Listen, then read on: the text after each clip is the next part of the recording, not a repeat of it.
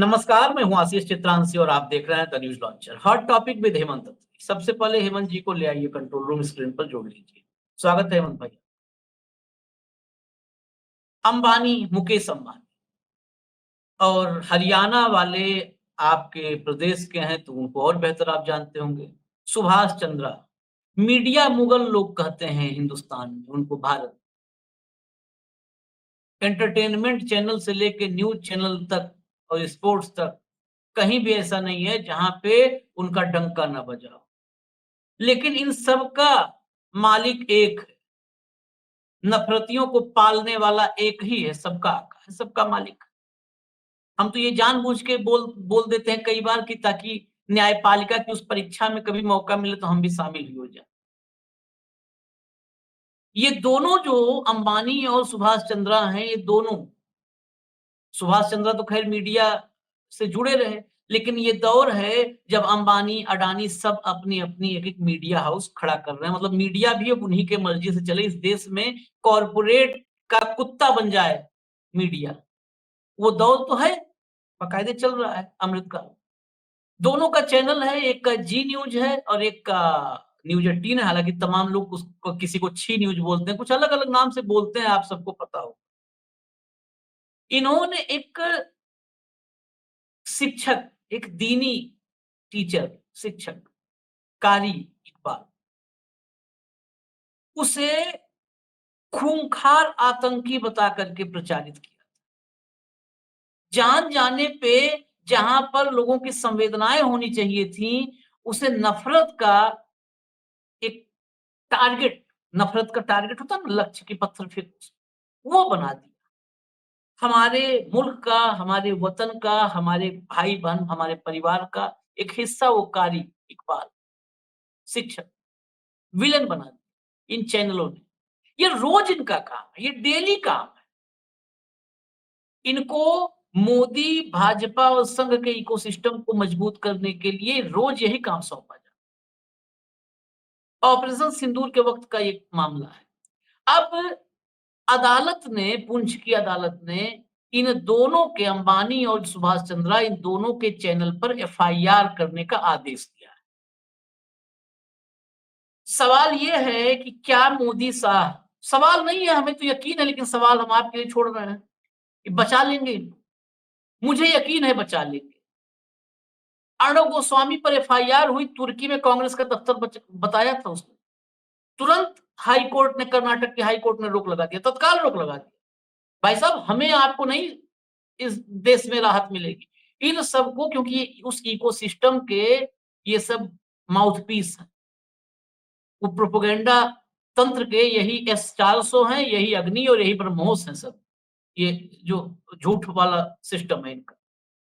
मैं खबर दिखाता हूं और सीधा हेमंत भाई के पास चलेंगे इसके तह में। और थोड़ा खबर देखिए, स्टेट्समैन की खबर है।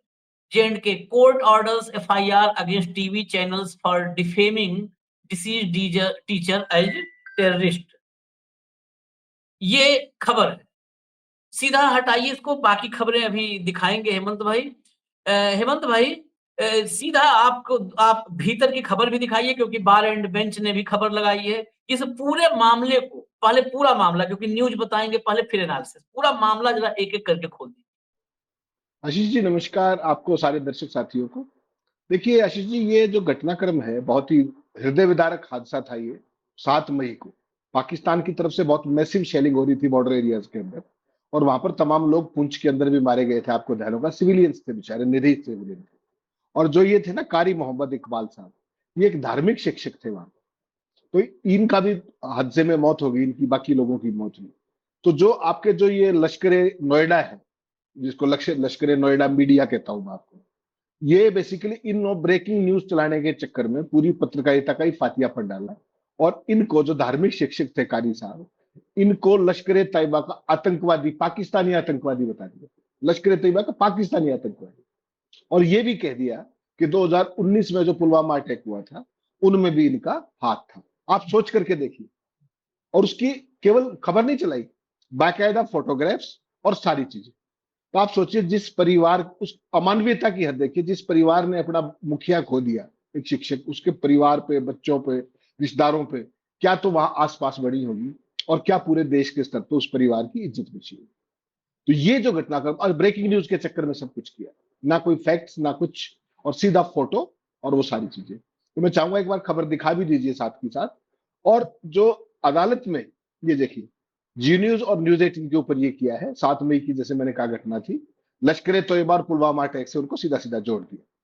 अब ये कंप्लीटली एक बायस्ड स्टोरी थी, अनसब्सटेंशिएटेड स्टोरी थी, और अगर सही मायने में कहे तो नाम देखते ही जो एजेंडा चलाते हैं ये लश्कर नोएडा, ये उस कहानी का हिस्सा है। पुंछ के अंदर जो डेथ हुई थी उसमें तो तमाम लोगों की, दोनों तरफ के डेथ थी, हिंदुओं की भी डेथ थी, मुस्लिम्स की भी डेथ थी, लेकिन कारी मोहम्मद का नाम आती है, आप समझ लीजिए उनकी तो जो भी उन्होंने, जो न्यूज रूम में जो हलचल मचती है, जिस तरीके से प्रोपेगेंडा किया जाता है विदाउट वेरीफाइंग और सब्सटेंशिएटिंग एनीथिंग, सीधी की सीधी खबर चलानी शुरू कर दी फोटोग्राफ के साथ। और उसके ऊपर देखिए परिवार की हालत, देखिए आप, परिवार की इतनी हिम्मत नहीं हुई कि उसके खिलाफ एफआईआर दर्ज करा ना, परिवार के खिलाफ नहीं दर्ज, वो तो जो रूटीन में इत्तफाकिया मौत की डेथ हुई क्रॉस बॉर्डर फायरिंग में, वो रूटीन में दर्ज की एफआईआर पुंछ पुलिस ने। एक जो लोकल वकील है उन्होंने वो किया, मुकदमा दर्ज कराया कि भाई ये इनके साथ गलत हुआ है, अनसब्सटेंशिएटेड अनवेरीफाइड रिपोर्ट है, और पब्लिक हार्मनी से लेकर के हर चीज को नुकसान पहुंचाया गया। तो जो जज साहब थे उन्होंने 1 हफ्ते के अंदर एफआईआर दर्ज करके और उनके खिलाफ भारतीय न्याय संहिता और आईटी एक्ट के तहत पर्चा दर्ज करने की बात करी। तो जज साहब है सब जज और special mobile magistrate Shafiq Ahmed साहब, उन्होंने तत्काल एफआईआर, 7 दिन के अंदर जांच, 7 दिन के अंदर। और कमाल देखिए, पुलिस ने इसमें वो करने की कोशिश की, पिंड छुड़ाने की कोशिश की, क्या कह करके कि हमारा अधिकार क्षेत्र नहीं बनता। ये खबर तो ब्रॉडकास्ट की गई थी दिल्ली से। तो जज साहब ने उनको फटकार लगाई, उन्होंने कहा जो आईटी एक्ट है उसमें एक जगह है जहां पर न्यूज ब्रॉडकास्ट की जाती है और दूसरी जगह है जहां पर न्यूज कंज्यूम की जाती है। तो ये दोनों चैनल, इनकी अप्रोच इतनी है, इनकी रीच इतनी ज्यादा है कि इनको पूरे देश में और तमाम जगह पर देखा गया। इसलिए अधिकार क्षेत्र का सवाल ही नहीं है, आप पर्चा दर्ज कीजिए। तो उसके बाद एसएचओ ने कहा कि साहब इन्होंने अपनी अपोलॉजी फाइल कर दी, अपोलॉजी मांग ली कि भाई हमसे खेद प्रकट कर दिया। तो जज ने कहा कि इतनी बड़ी बदतमीजी और बेहूदगी के ऊपर जो माफी मांगी है वो पूरी नहीं है, पर्याप्त नहीं है, उनके खिलाफ आप एफआईआर दर्ज कीजिए और तुरंत वो जो ऑर्डर है उसकी कॉपी एसपी को भेजिए ताकि उस केस की जांच को सुपरवाइज कर सके। ये भारत के मीडिया का हाल है। एक चार्ज एटमॉस्फेयर के अंदर जब पड़ोसी देश के साथ ऑपरेशन सिंदूर की शुरुआत हो चुकी थी और क्रॉस बॉर्डर फायरिंग हो रही थी, तो मीडिया का क्या फर्ज बनता है कि जिम्मेदारी के साथ काम करे। बाकी तो पूरी दुनिया में जिस तरीके से ऑपरेशन सिंदूर की कवरेज में नाक कटी है आपकी, देश की कटी है, पूरे देश, हम कहीं मुंह दिखाने लायक नहीं बचे। जिस तरीके की बकवास की स्टूडियोज में बैठ के कोई कराची पे हमले कर रहा था, कोई पोर्ट कर रहा था, कोई सेना घुसा दी थी, कोई एयरफोर्स घुस गई थी, जबकि हकीकत ये है पूरे ऑपरेशन सिंदूर के दौरान ना तो एक सैनिक इधर का उधर गया, ना कोई इधर का जहाज गया, ना कोई और, सिर्फ ड्रोन और मिसाइल, केवल इनके। और बीवीआर सारे का सारा युद्ध था, बियॉन्ड विजुअल रेंज। हमारे एरिया से, हमारे वायु क्षेत्र से सारे के सारी कार्रवाई हो रही थी। उसके बावजूद जिस तरीके की बकवास, फर्जी सैन्य एक्सपर्ट बिठा करके वो एक मेजर दिखाते हो आप, जो वो तमाम तरह की चीजें फैलाई गई।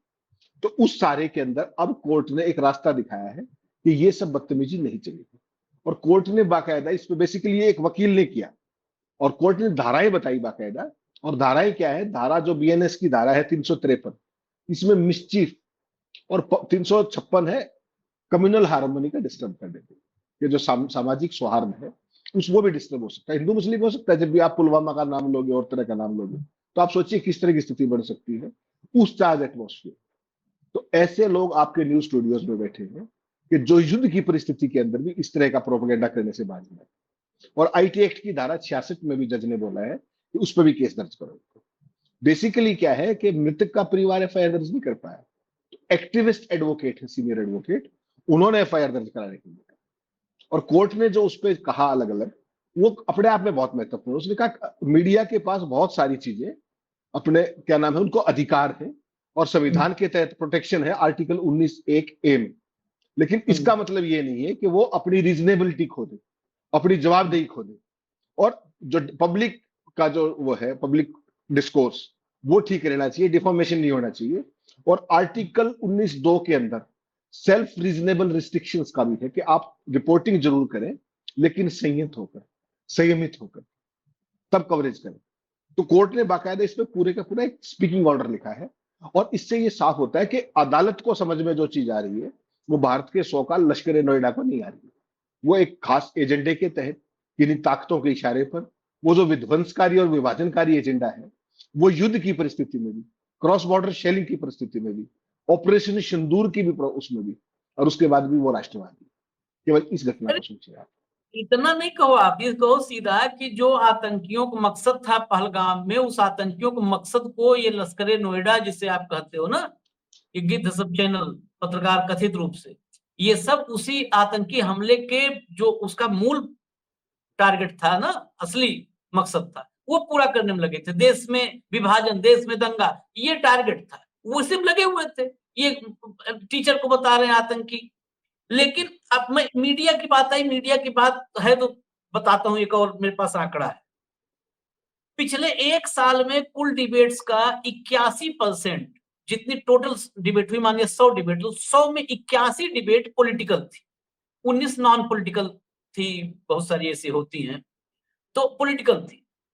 पॉलिटिकल डिबेट्स में से 70% डिबेट नरेंद्र मोदी के महिमा मंडन पर थी, कि मतलब वो मोदी जी का नहीं मास्टर स्ट्रोक मार दिया, गेंद जा रही है, फील्डर पता ही नहीं है, गेंद जा रही है, गेंद कई बार अंटार्कटिका पहुंच जाती है, मारते हैं जब मास्टर स्ट्रोक तो गेंद फील्डर देख ही नहीं पाता, वो जाती रहती है, अरब सागर में कभी कभी प्रशांत महासागर में गिरती है, ऐसे मास्टर स्ट्रोक मारते हैं। तो कुल पॉलिटिकल डिबेट में 70% मोदी के महिमा मंडन पर हुआ। बताइए इस देश का क्या होगा।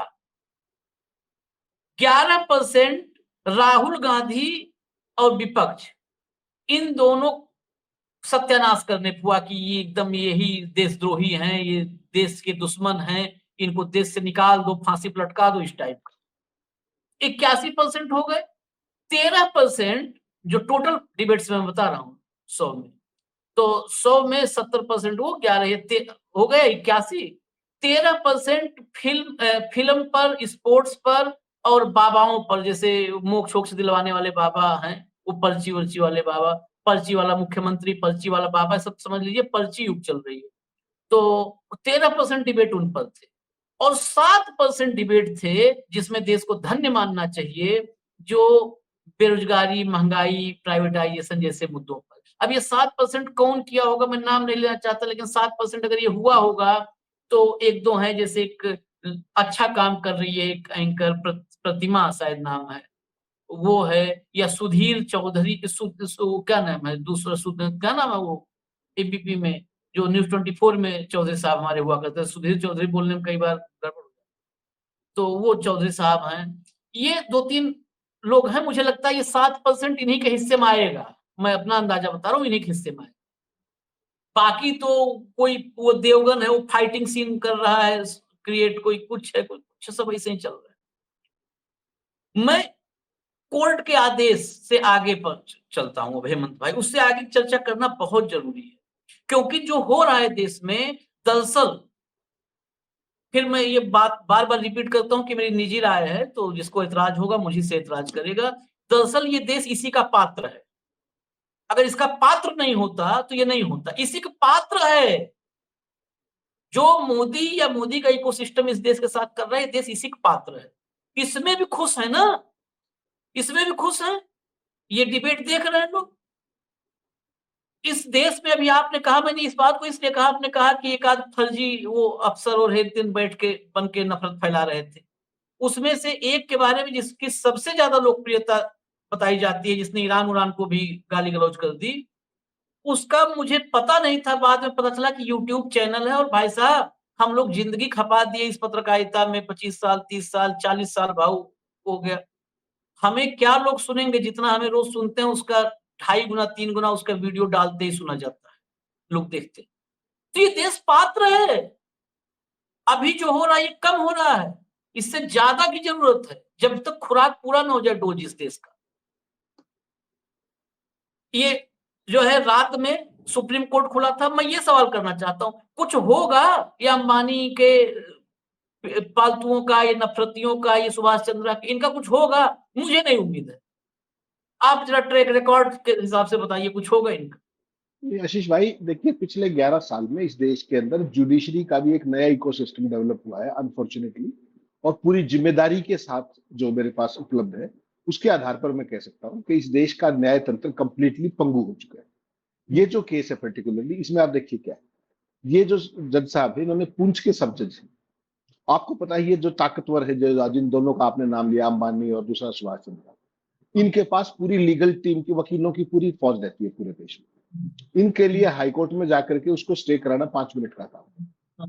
ठीक, ये दुर्भाग्य इस देश का ये है। अर्णब गोस्वामी के खिलाफ किस तरह की धाराएं थी, पुलवामा के दौरान उसने जो दावे किए ऑनलाइन टीवी स्क्रीन पे, नंबर 1, और जो उसके जो जब जांच हुई सारे मामलों की फर्जी टीआरपी वाले केस में, तो पुलिस ने जो उसके व्हाट्सएप मैसेज दिखाए, मैं आशीष भाई उसका जिक्र नहीं कर सकता, जिक्र नहीं कर सकता मैं, राष्ट्रद्रोह मुझ पे लग जाएगा। पुलवामा की घटना को लेकर के उसके जो व्हाट्सएप चैट्स हैं, अगर कोई उसको पढ़ ले तो पूरा जांच का पर्सपेक्टिव बदल जाएगा। उसके बावजूद वो कैसे पता लगा, वो जो फर्जी टीआरपी का उसका केस था, उसकी जब जांच हुई तो उस दौरान वो पकड़ी गई, पुलिस ने उसको अरेस्ट कर लिया महाराष्ट्र में। आप सोचिए, सुप्रीम कोर्ट ने रात को ऑर्डर किया कि इसको अभी छोड़ा जाए, अभी तत्काल छोड़ा जाए। उसकी व्यक्तिगत स्वतंत्रता तो इतनी महत्वपूर्ण है, और बाकी जो जेलों में सड़ रहे हैं, जिनका जितनी सजा जिस उस केस में जिस भी आरोप में वो हैं, उससे ज्यादा की सजा काटे हुए इस देश में कितने लोग जेलों में सड़ रहे हैं, क्योंकि उनके पास पैसे नहीं, जमानत के पैसे नहीं, बाहर आने के, मुजल्का बढ़ने के पैसे। और ऐसे राक्षसों को, जो देश के पुलवामा जैसे हादसे के ऊपर टीआरपी, क्या कह रहा था वो स्क्रीन पे बैठ के, आपको पता है? He was jumping. उसने कहा कि क्रेजी है ये टीआरपी, क्रेजी है। और अगर उसकी व्हाट्सएप चैट अगर इस देश को दिखा दी जाए ना, तो पर्सपेक्टिव बदल जाएगा। आशीष भाई, मैं तो पूरे संयम के साथ कर रहा हूं, बहुत गुस्से में हूं, लेकिन मैं संयम के साथ, क्योंकि आई एम प्रीवी टू दो चैट्स, उसमें क्या लिखा था। और आपको ध्यान होगा, पुलवामा हादसे के बाद I was the first journalist from Delhi to travel to Pulwama and all that. तो ये लोग, ये जो आप कई बार कहते हो ना, गिद्ध मीडिया, ये लाशों पे टीआरपी बटोरने वाले लोग, ये कैसे रात को सोते होंगे, इनकी नैतिकता कहां चली गई, ये इकोसिस्टम क्यों डेवलप किया गया। अभी आपको एक बात ध्यान होगी, थोड़े दिन पहले कांग्रेस पार्टी का ट्रकी में दफ्तर खुलवा दिया था 2 भाइयों ने। एक तो वही आपका यार गोस्वामी, उसको कुछ और भी कहते हैं लोग, और एक वो आईटी सेल वाला। कर्नाटक की सरकार ने पर्चा दर्ज कराया वहां, हाईकोर्ट ने स्टे कर दिया वो। हाँ, किस तुरंत बात पे रोक स्टे दिया कर हाईकोर्ट। हाँ। भाई वो अपराध नहीं है क्या, झूठ नहीं बोला क्या? हाईकोर्ट ने किस बेसिस पे स्टे कर दिया उसको? एक चीज है, छोड़ दीजिए उसको भी। ये एक इकोसिस्टम की बात कर रहा हूं। अडानी के मामले में, तमाम मामलों के अंदर, जो अपने क्या नाम है इसका, महाराष्ट्र के डिस्ट्रिक्ट कोर्ट ने आदेश किया कि जो सेबी की चीफ थी माधवीपुरी बुच, उसके खिलाफ इमीडिएटली पर्चा दर्ज करो, टाइम बाउंड इंक्वायरी करो, सारा चीजों का पता करो, कॉन्फ्लिक्ट ऑफ इंटरेस्ट, वो सारी चीजें मैंने और आपने शो भी किया था आपको। इससे पहले कि वो ऑर्डर पहुंचता पुलिस तक, उससे पहले हाईकोर्ट ने स्टे कर दिया। हाईकोर्ट ने स्टे कर दिया। हाँ, कर लीजिए, आप क्या करें। तो ये जो अदालतों की, अभी जो देखिए, छोड़िए सारी चीज को, छोड़ दीजिए। अभी जो अपने कर्नल थी, जो अपने ऑपरेशन सिंदूर के दौरान फौज हाँ, हाँ, कर्नल सोफिया, उनको लेकर के अपने मध्य प्रदेश के डिप्टी सीएम और मंत्री ने क्या क्या कहा। अदालत ने, हाई कोर्ट ने कॉग्निजेंस ली और कहा कि इनके खिलाफ इमीडिएट पर्चा दर्ज करो आज ही। कल पता नहीं, जज, हाईकोर्ट जज कह रहा है कि मुझे नहीं पता मेरा कल क्या होगा, इसलिए आज ही पर्चा दर्ज करो। ठीक, सुप्रीम कोर्ट ने क्या किया? हम कई बार कहते हैं कि हाईकोर्ट के कॉग्निजेंस क्यों नहीं लेता, हाईकोर्ट ने तो कॉग्निजेंस ले लिया। सुप्रीम कोर्ट ने क्या किया कि सबसे पहले उसको जमानत, भाषण दिया पूरा राष्ट्र के नाम, बहुत जबरदस्त उसकी भर्त्सना, जिसको वर्बल डायरी आप कहते हैं, मुंह से मिसाइल जो दागते हैं ना, मुंह से मिसाइलें दागी, और जो वो मांगने गया था राहत, वो उसको राहत दे दिया। तो कर लीजिए आप। अब आप मुझे ये बता दीजिए, जुडिशियल अकाउंटेबिलिटी नाम की भी कोई चीज होती है क्या? हाईकोर्ट के जो जजों की बेंच थी जिसने उसका कॉग्निजेंस लिया था, उसकी क्या बच गई? और पूरे देश में जितने भी हाईकोर्ट हैं, कोई भी कॉग्निजेंस क्यों लेगा बताइए? सुप्रीम कोर्ट ने वो केस ही अपने पास मंगवा लिया, बताइए। जस्टिस सूर्यकांत भावी सीजीआई होने वाले, अरे सीजीआई है भावी साहब, यही देश भावी का, सीजीआई ये होने वाले हैं, देश का और भविष्य भा, बचा है, बहुत सुनहरा है अभी। भावी सीजीआई होने वाले हैं। और जो अशोका यूनिवर्सिटी के प्रोफेसर थे, उनकी जमानत की जो देखिए आप शर्तें, और वो डिप्टी सीएम की जमानत की शर्तें देख लीजिए। भाई किसी ने फेसबुक पे कुछ लिख दिया, उसको मेरिट पे आप तुरंत, उसमें होना क्या है, उस केस को क्यों लटका रहे हो आप? आप केवल जो भी सेंट्रल गवर्नमेंट का जो बचाव पक्ष है, उससे वो पढ़वा लीजिए ना बस, कि प्रोफेसर ने गलत क्या लिखा है, हो जाएगा फैसला में ना। इंटरिम बेल पे है वो आज भी। मुझे बता दीजिए उस प्रोफेसर ने क्या गलती की। सारी बातें राष्ट्रवाद की थी। ये आपकी जुडिशरी है। और जब मैं कल आपको जो एक बात कह रहा था, मैं फिर रिपीट कराना चाहता हूँ, ये सारे जो तंत्र है ना, जो पाए हैं संविधान के, चाहे वो न्यायपालिका हो, चाहे विधायिका हो, चाहे कार्यपालिका हो, चाहे मीडिया हो, जैसा भी, चाहे वो लश्कर ए नोएडा ही हो, ये सारे है समाज का हिस्सा, समाज से ही निकले। तो जब समाज की नैतिक पतन होता है, तो फिर सब जगह उसका इफेक्ट होता है, कोई भी अछूता नहीं। सवाल ये है कि क्या कोई इनको, इस जो पतन है, इसको कोई रोकने वाला है कि नहीं देश में? माफ कीजिएगा, कोई नहीं। आप कितने अच्छा काम कर लीजिए, आपने अगर एक लाइन गलत बोल दी तो आपकी जमानत कराने वाला कोई नहीं मिलेगा, क्योंकि आप रोज सवाल पूछते हो। और जो वहां पे टीआरपी पे, जो पुलवामा पे नाच रहे थे स्टूडियो के अंदर, क्रेजी बोल रहे, it's gone crazy, that's what he said on the live TV. उसकी पढ़िए वो एक बार मंगवा करके आशीष भाई, जो उसकी व्हाट्सएप चैट निकली है पुलवामा वाले में। अरे उसको पढ़ना है। वो व्यक्ति बताओ आप, उसने कहा पाल घर में साधुओं की हत्या हुई थी, याद है ना आपको? उसका उसने क्या कार्यक्रम किया था कि वेटिकन से पोप का फोन आया और सोनिया गांधी ने कहा कि कर दिया आपका काम, बताओ। उसे अगर ऐसे आदमी को खाली आप अपनी, हालांकि मुझे पता है कि मेरे पे तो अगर मैं बोल दूंगा तो अगर कुछ भी होगा तो सुप्रीम कोर्ट, हाई कोर्ट ये सुनवाई 4 साल नहीं करेंगे। एक है जेएनयू का बच्चा, जेएनयू का छात्र, उसकी जमानत पर सुनवाई 4 साल से नहीं हुई, तारीख नहीं लग पाई है, लेकिन इसकी परवाह करके नहीं बैठे हैं हम जो है दो दो कौड़ी के नफरतियों के लिए कि इसकी परवाह करें। इन्हें जो मतलब शायद उनका अपमान हो जाए, जो डॉग स्ट्रीट डॉग है ना गलियों में, वो इनसे बदतर, इनसे बेहतर, इनसे बेहतर। ये इतने नीचे गिरे हुए हैं कि आप कल्पना नहीं कर सकते। आप बताइए, मैं मीडिया पे था, मैं 2 मिनट और लूंगा फिर आपका फाइनल कमेंट लेकर खत्म करेंगे। बंगाल में आरजीकर हुआ था, आपने देखा, संदेश खाली हुआ था, आपने देखा, सुबह शाम तक चलता है। मैं कह रहा हूं ठीक, अच्छी बात है, चलाओ देश में, बाकी सब कुछ ठीक है। बंगाल में गड़बड़ है, बंगाल चलाइए, बंगाल चलाइए। मैं कह रहा हूं साथ में आपके साथ, अगर कहीं पे मुझे बोलना पड़ेगा मैं भी बोल दूंगा, चलो बंगाल, पूरा देश बाकी दुरुस्त है, सिर्फ बंगाल में प्रॉब्लम है, वहां भाजपा नहीं सत्ता में आई है, चला लो, कोई बात नहीं। कल लॉ कॉलेज की एक छात्रा के साथ बड़ा वो हुआ, एसआईटी गठित हो गई, सब हो गई, लेकिन फिर भी मैं कह रहा हूं गलती है, चलो ममता बनर्जी गलती है, करो आप कार्यक्रम। जबकि उसमें वो दोनों दोस्त थे, उनके दोस्त रहे हुए थे, वो दोस्ती के ही वजह से वो बेचारी चली गई, नहीं तो उसको क्यों जाती, भरोसा नहीं होता। वो बिटिया, वो बच्ची इसलिए गई कि दोस्त, पुरानी दोस्ती थी, और वो दरिंदा निकला, उसे फांसी पर लटकाओ, डिबेट भी करो, ठीक। आपने खबर कहीं देखी है हेमंत भाई? एक स्वामी प्रदीप्तानंद उर्फ कार्तिक महाराज बंगाल में, किसी चैनल पे देखी क्या आपने?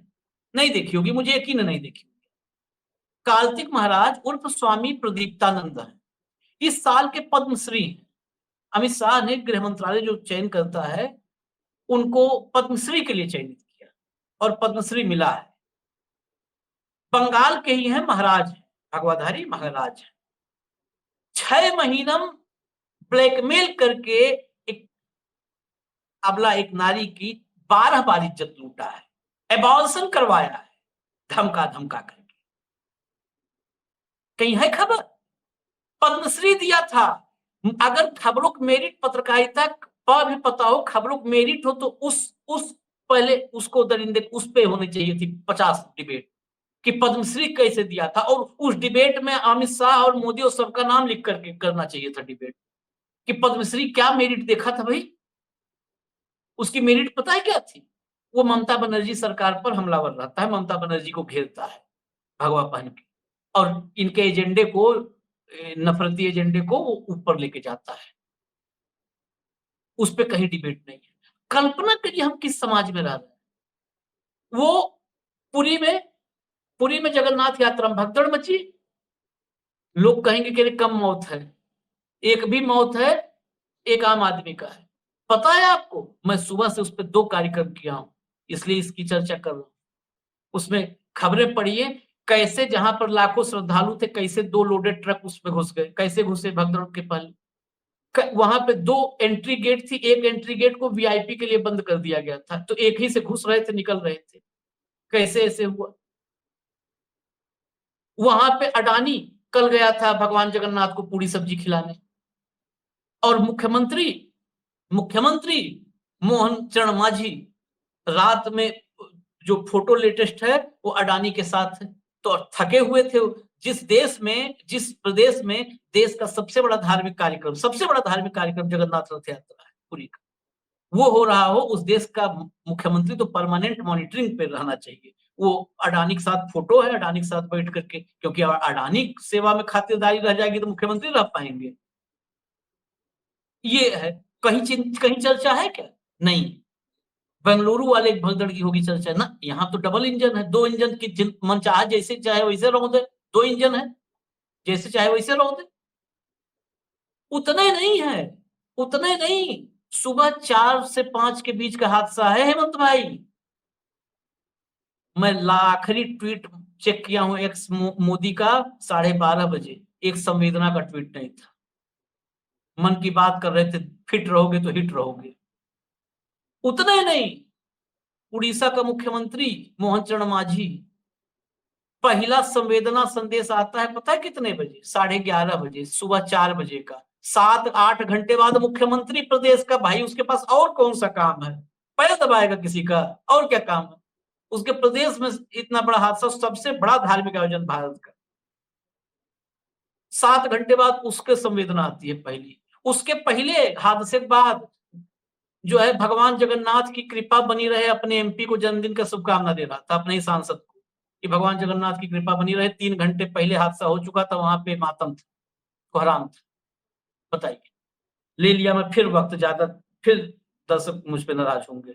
मैं भाई, हम बार बार एक बात कहते हैं, चाहे हम हो चाहे मैं हेमंत भाई की तरफ से भी कहते हैं, हम यहाँ जब हम लोग चर्चा में बैठते हैं तो ना हम एंकर हैं ना वो, हम लोग वो पत्रकार हैं जो आपसे संवाद करते हैं। तो हम नहीं, बहुत डेकोरम और नियम और सूट बूट वाला नहीं है हिसाब किताब। हम आपसे संवाद करने आते हैं, और जब हमारी भावनाएं हमारे नियंत्रण में नहीं होती हैं तो हम अपनी बात रखते हैं।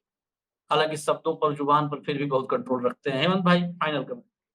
यशीष जी, आप जो ये बात कर रहे हैं ना जगन्नाथ यात्रा वाली, देखिए ये आप जरूर से ज्यादा अपेक्षा कर रहे हो। आपने कुंभ के अंदर देखा जिस तरीके से बीबीसी ने सारा एक्सपोज किया, सरकार को एक्सपोज किया।